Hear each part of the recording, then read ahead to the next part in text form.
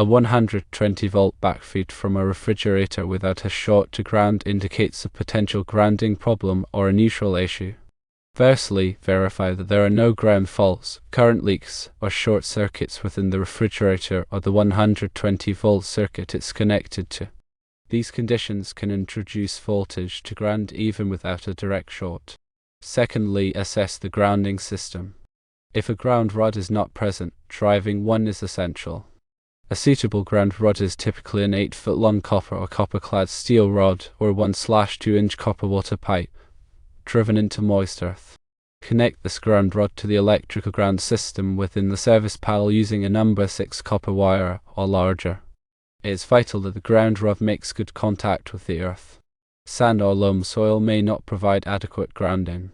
A proper grounding system ensures that any fault current has a low resistance path to return to the source, tripping the circuit breaker and preventing hazardous voltage from appearing on grounded surfaces. Inadequate grounding results in voltage present at the ground or neutral due to the higher impedance path. A good ground system is a crucial safety component of all electrical systems. The path of least resistance will always be through a ground connection. If the ground is inadequate, there will be some voltage present at the ground neutral.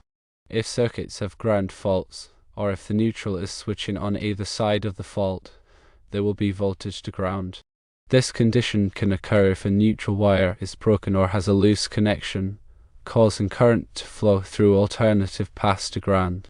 Inspect all connections to the neutral bars in the electrical panel. Ensure that all screws are tightened securely and there is no corrosion or damage to the neutral wires. Loose or corroded connections can create a high resistance point, leading to voltage drops and the appearance of voltage on the ground. Also, check the condition of all the neutral wires themselves for signs of damage or deterioration. Follow the NEC Article 250.52 regarding grounding electrodes. The code addresses requirements for ground rods and other grounding electrodes. If a ground rod is used, it must meet certain size and material specifications.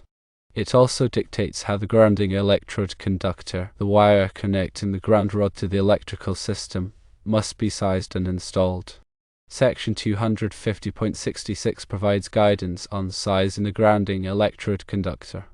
Make sure that the grounding electrode conductor is appropriately sized based on the size of the service entrance conductors.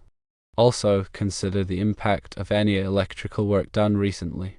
Has there been any changes to the wiring, appliances, or electrical panel? Recent work could introduce a new grounding issue or exacerbate an existing one. The 2008 NEC Section 250.24 covers grounding of service-supplied alternating current systems. This section requires that the neutral conductor be grounded at the service entrance. The neutral grounding ensures that the system is properly referenced to ground. Any imbalances in the system caused by unequal loads are minimized. Check for multi-wire branch circuits. These circuits share a common neutral conductor. If the neutral conductor is compromised, it can cause voltage imbalances and the appearance of voltage on grounded surfaces. If you continue to experience problems after checking these items, calling a licensed electrician is a good idea. A qualified electrician has the tools and expertise to diagnose and repair complex electrical issues.